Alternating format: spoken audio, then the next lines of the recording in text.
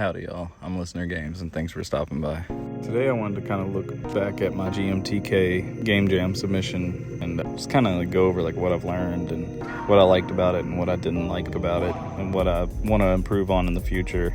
So for starters, I was making an endless runner. I wasn't trying to break the mold. I wasn't expecting this to become like the next Baba Is You. Wasn't planned to be a big indie hit.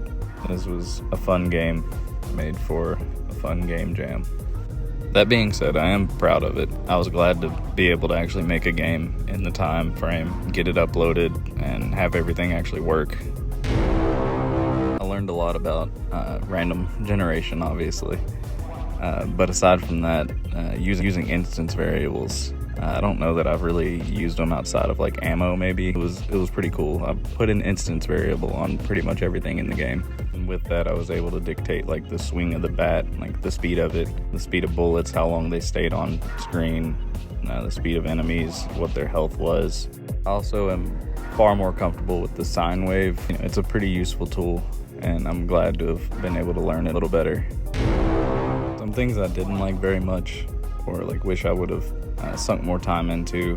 For one, just as soon as you start, there's like a weapon that gets fired, and it's really annoying. I actually tried for quite some time to figure out how to get it to stop doing that, but couldn't figure it out. Another thing, I know that this was a game jam, and it was a very short jam at that, but I wish I would have put some like animations in, and just like some extra polish. The dogs don't like actually walk, they just scoot. The clouds look horrendous. That background is awful. I tried smoothing it out some and I just couldn't.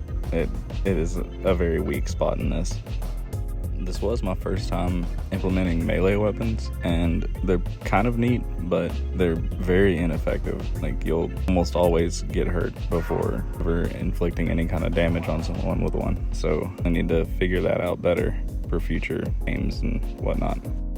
I'm so bad at coming up with like a proper scoring method. This one was literally just your distance multiplied by your coins multiplied by how many enemies you've killed. And it's funny in this because you can get negative coins, which will result in a negative score at the end.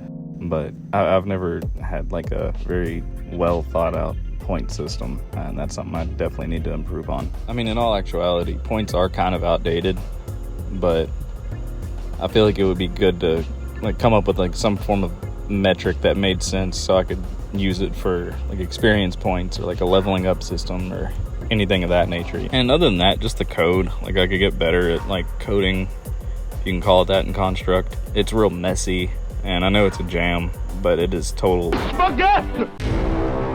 One thing I really liked was the cohesiveness of it all. All the ground, background, and UI elements are part of like one palette. And then all the assets are a different palette, but they're all still one palette. And so I feel like it meshed together pretty well. Another thing is the juice I added to it, all the particles and the camera shake. I really think it made it feel a lot better whenever you did an action, if you shot something or picked up a coin.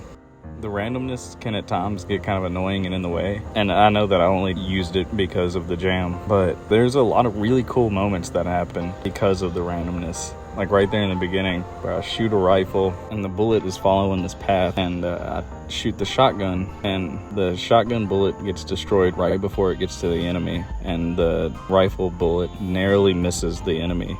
And it almost feels like it's like a scripted moment. I feel like there's a ton of those, like just smaller moments. You can't really tell in the game because it's happening so fast, but I think it's really cool if you slow it down and look at it. So if I can find a way to like capitalize on that and utilize it further, I think that would give like such a good feeling when you like actually hit something. And I don't really know exactly how it would be implemented, but I definitely think that there's something there that I could use in the future. And that's about it for this. I just kind of wanted to like take a step back for a minute and look at this project as like a whole piece. I have been making some leeway in mobcore, which I'm really excited to share with everybody. So a new devlog on that should be coming out relatively soon. But yeah, if you stuck around this long, thank you. I appreciate it. And I hope to see you all soon.